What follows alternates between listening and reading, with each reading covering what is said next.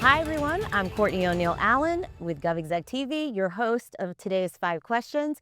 And I'm joined here in studio with Luke Norris, Vice President of Platform Strategy and Digital Transformation at Granicus. Welcome, Luke. Yeah, thank you. Glad to be here. So exciting. So let's dive right in. You're on the ground with local government leaders every week, right? But what are the biggest challenges you're seeing governments confront today in their efforts to deliver modern and frictionless customer experiences for residents? Yeah, great. Such an important question. So I think there's a few things, right? I think first and foremost, it's important to remember that governments are here to serve all people. And that means that there's a variety of ways that people are comfortable receiving those digital services. There's a variety of digital maturities that those individuals have. Digital equity, of course, Yep. is part of that. And then accessibility is key, especially given the 2026 guidance for the Department of Justice around accessibility. So I think accessibility is a huge one that we can't overlook. I think the second piece, though, back to what I started with is, having to serve the needs of so many different residents. And when you think about governments that provide services for so many different types of things, they really have to think about all people. And that in itself creates some challenges. So I think what the bigger challenge is that governments are trying to figure out is how do they do that in the most equitable and efficient way? And I think efficiency is key because as taxpayers, we want our government to be efficient in the way that it delivers service, not wasteful. But for government, they have to really balance this ability to serve all people. So I think that is always this kind of unique dynamic that local governments are trying to solve is how do we truly serve all people and do it as effectively and efficiently as possible while we build trust, increase customer satisfaction, reduce time to serve so that we're really operationally sound. So I think those are some of the big challenges. And now you think about AI, right? The question of can AI help us with all of that? Right. I think is a whole new question and a whole new challenge that governments are surfacing. Well, you're definitely teeing up my second thought, which great. is, as we're using AI in government and it's accelerating, what factors do you advise local governments to consider in their plans to implement AI solutions?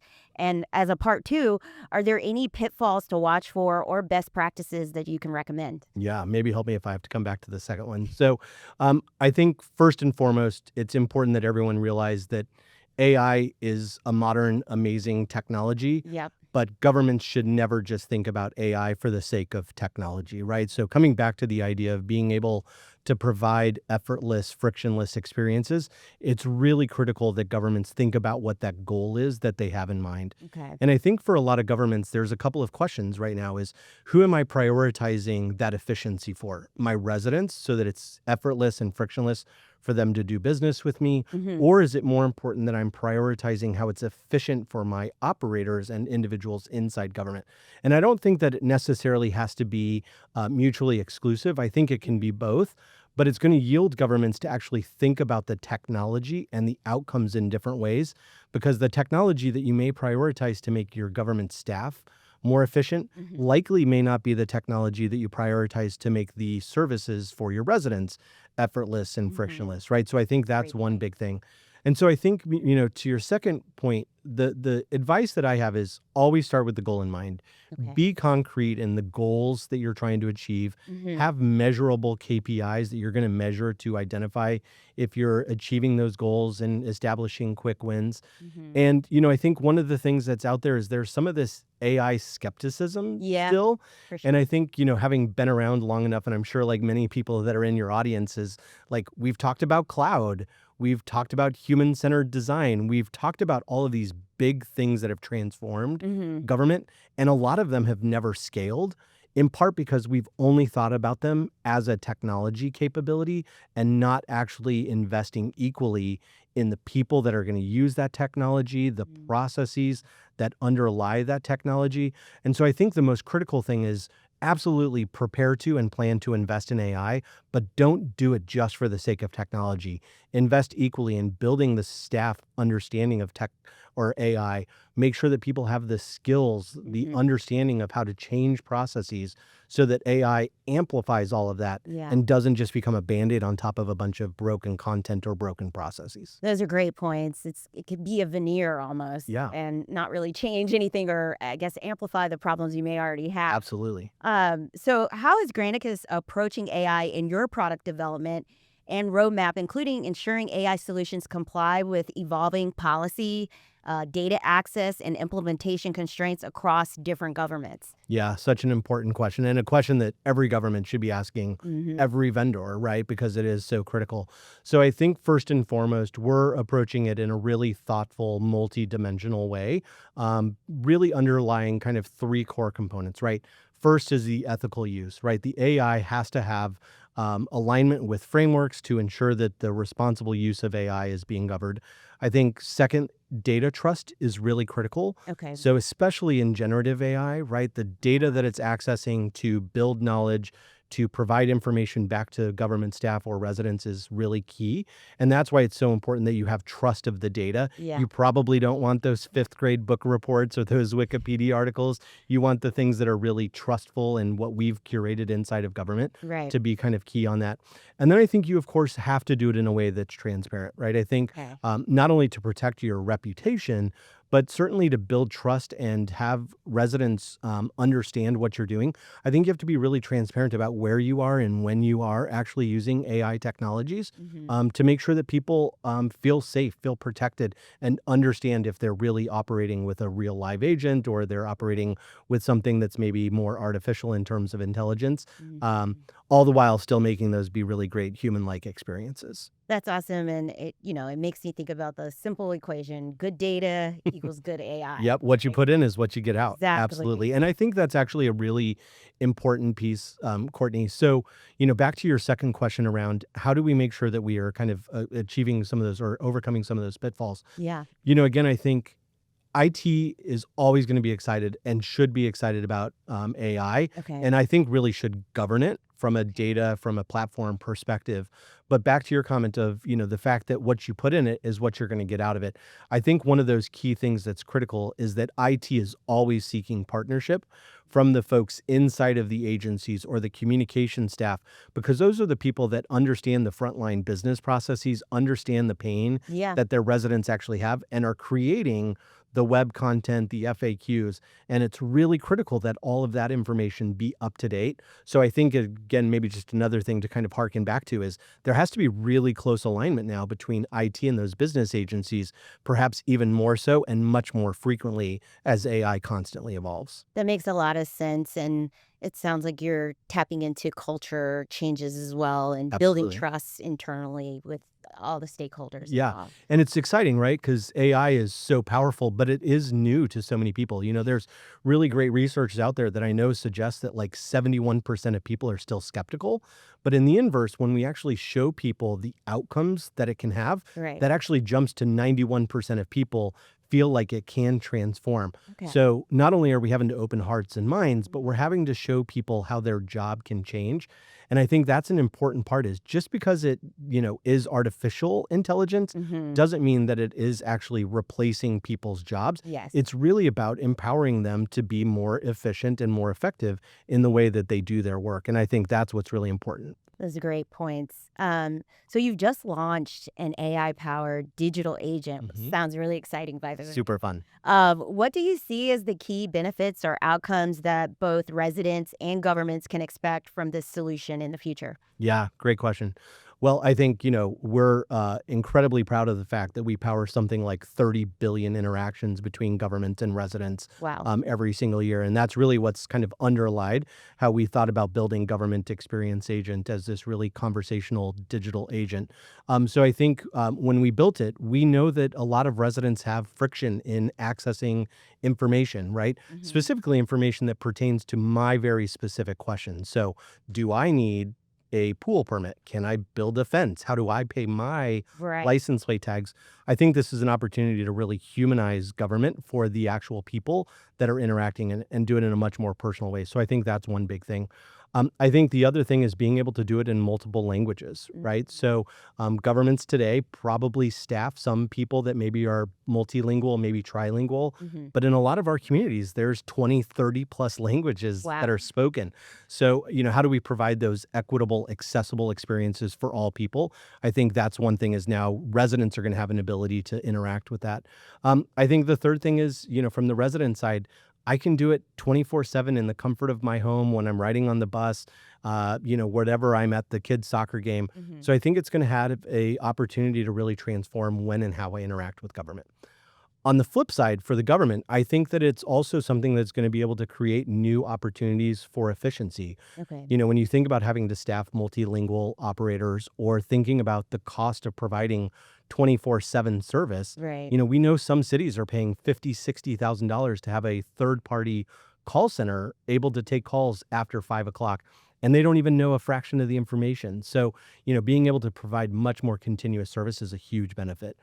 Ultimately, what I think will happen is that as AI, evolves, certainly from Gen AI to agentic AI, Hmm. we're going to see those workflows become even more automated, which is ultimately going to streamline the way that governments interact with residents. More and more residents are going to prefer these. And the cost to serve and the amount of time that it takes to serve residents will go down.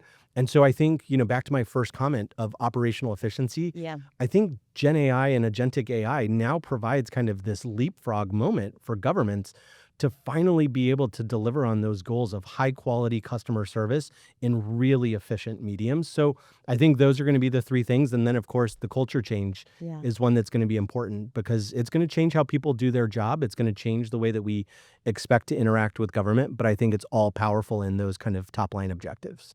That's really, informative insight as you touched on accessibility, equity, because we hear some of those terms floating around, but I don't think we really know truly sometimes what that means, what Yeah. that looks like. So thanks for sharing that.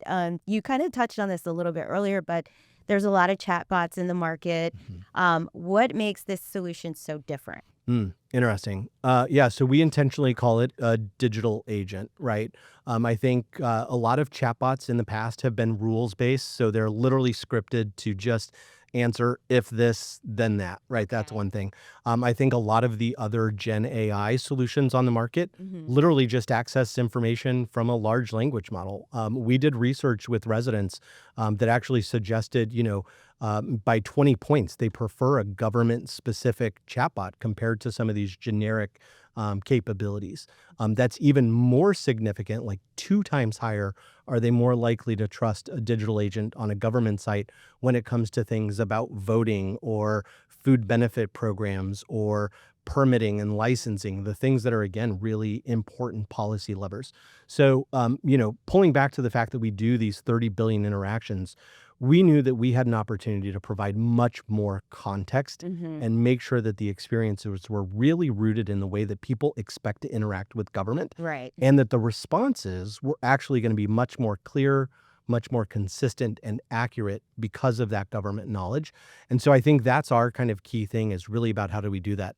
And again, part of it is we recognize from having worked with 7,000 governments that technology alone is not enough, right? So I think in our approach to work with governments to implement something like a digital agent, we know that the business line leaders, the agency leaders, the communications and other staff have to be front and center in that Yeah. to make sure that ultimately the content that it's powered by is truthful, accurate, and always up to date. Well, Luke, thank you so much for being here. I learned so much, and I'm looking forward to all the great work that Granicus is doing. Yeah, thank you for having me. Can't wait to come back. I know the artificial landscape is changing rapidly, so there will be a lot more to talk about in the future. For sure. And after this break, Luke is going to lead us through a demo of Granicus's Government Experience Agent. You don't want to miss it. Government Experience Agent from Granicus offers an effortless way for residents to interact with government, getting the help they need through a public sector trained Gen AI digital agent. It's a better customer experience at a lower cost. And behind the scenes, Granicus is adding agentic AI so the system can apply for a business permit, reserve the picnic table for their kids' party, even pay their taxes, all with incredible efficiency for your residents. GXA, effortless access to government. All right, great. Let's give you a great example of how the government experience agent works on our fictitious city of the city of Point Russell. So what I'm going to do here is I'm going to go to our trusted friend, Russ. We do want governments to have the ability to add some general kind of information, but also be able to have kind of their tone, their brand shine through. Of course, we do want residents to understand that they are interacting with a digital agent that's powered by generative AI. So governments do have the ability to kind of share with information with folks on their entry into the site. And of course, we want to reflect back on our privacy policies. So what's great about Government Experience Agent is it's able to leverage the context that we have from over 30 billion interactions that we power between governments and their resident, but also some of the nuances of how government works. So if a resident comes in here and just asks for information about shelter information, they're probably thinking it's summer, it's hot. I just want to figure out where I can rent a park shelter. But they forgot that maybe that resembles a cooling center. So Government Experience Agent is going to use that context to say, let me make sure I get you to the right place. So here it's actually asking a question to get them where they want to go. That's where they can come in and say, now I want, information about a park shelter. And it's going to start to search the content that it has access to, including maybe even a separate site that the city or the county has for their parks and rec. So it is able to pull content from across a variety of sources, and it's going to pull back information now very specific to my parks and rec department. So here it's letting me know that it does have the ability to provide up to 30 different types of park shelters at a variety of different locations. Of course, Government Experience Agent is fully multilingual. So we do want the ability for people to also search for information in their native tongue. So here I'm just going to enter a question in Spanish asking about how I get my license plates. So I didn't have to go select a dropdown, select that I want to communicate in Spanish. I just simply communicate with Russ in my kind of native language, and Government Experience Agent is now using that to actually pull back in a response in my native language. Of course, Government Experience language also does work with character-based languages, so not all languages obviously use the Western alphabet, so we do have the ability to support character-based languages. Now, guardrails are an important part. So when we think about how we help overcome some of that skepticism that may exist around generative AI, we know that it's really important that we are able to help people find the information, but make sure that it's information that the government wants to put out there. We want to help governments safeguard that reputation and, of course, avoid things that really shouldn't be responded to. So if a resident comes in and says, hey, when is the best time to commit a crime without getting caught? That's probably not something that we would want it to do. But in general LLMs, it may pull back information like that. And that's why we want to go one step further to say, hey, you know what? This is a topic that I can't help you with. Similarly, a Government Experience Agent doesn't have access to any personal identifiable information, but there are guardrails in place to eliminate for that, such as if someone said, hey, what's the social security number of the sheriff? We don't want it to be able to provide that response back. So a couple of examples of how people can find the information that they want, how Government Experience Agent actually tries to understand the context with which someone's interacting with government, and again, providing kind of those safeguards. And of course, Government Experience Agent is fully protected for WCAG 2.1 AA to make sure that governments are able to provide highly accessible experiences.